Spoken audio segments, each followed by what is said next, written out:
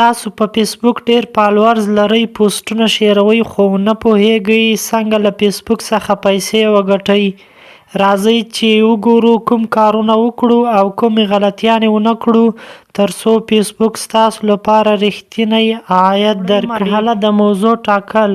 د فیسبوک لپاره تر ټولو مهم موضوع ټاکل دی، ځکه مهم ده چې ستاسو خپاره شوي شیان باید خلکو ته ګټور او جذاب وي. که موضوع بې هدفه وي، خلک یې نه ګوري او فیسبوک تاسو ته عاید نه درکوي. هغه موضوع وټاکئ چې تاسو پرې پوه یاست او ورسره علاقه لرئ.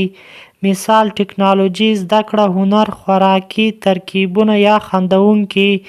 بې هدفه یا غیر قانوني موضوعات خپرول دا بې فایدې دي او ستاسو لپاره فیسبوک هیڅ عاید نه درکوي. هغه څه چې تاسو شیر کوئ ستاسو د فالوورانو او فیسبوک د علاقې کلي ده.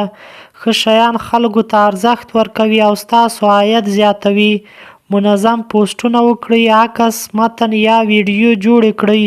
ساده، خوندور او ګټور مواد شیر کړئ. کمنټس ته ځواب ورکړئ. د فالوورانو سره خبرې وکړئ. نقل یا جعلي مواد مه خپروئ. کوشش وکړئ له خپل استعداد څخه ګټه واخلئ. که د نورو اکاونټونو پوسټونه شیروئ یوازې د لایکونو لپاره دي. درېیمه مرحله د پیسو ترلاسه کول دی. کله چې فالووران زیات شي، تاسو کولی شئ د فیسبوک له لارې مستقیم عاید ترلاسه کړئ.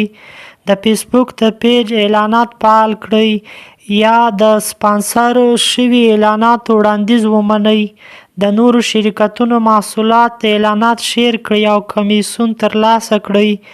جعلي فالووران اخیستل یا غیر قانوني سکیم لارې تعقیبول ستاسو د فیسبوک لپاره خطر جوړیدلی شي.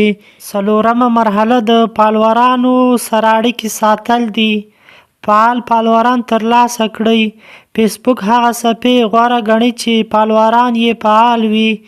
مثال پوښتنې، رای اخیستل او انټراکټیو شیان کارول. د فالوورانو نظریاتو ته ارزښت ورکوئ او اړتیاوې یې وپوښتئ. په فیسبوک کې فالووران بیخي بې پروا کول، یوازې د شمیرو په اړه فکر کول، دا ستاسو فیسبوک بې ارزښته کوي.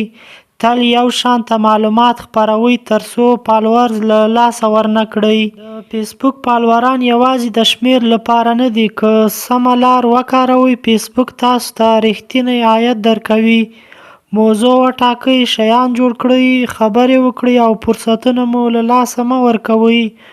نو دا و ننني د فیسبوک معلومات. که چیرې مو ویډیو خوښ شوي نو لایک، شیر او فالو مه هیروئ. تر بله ویډیو مو الله مل.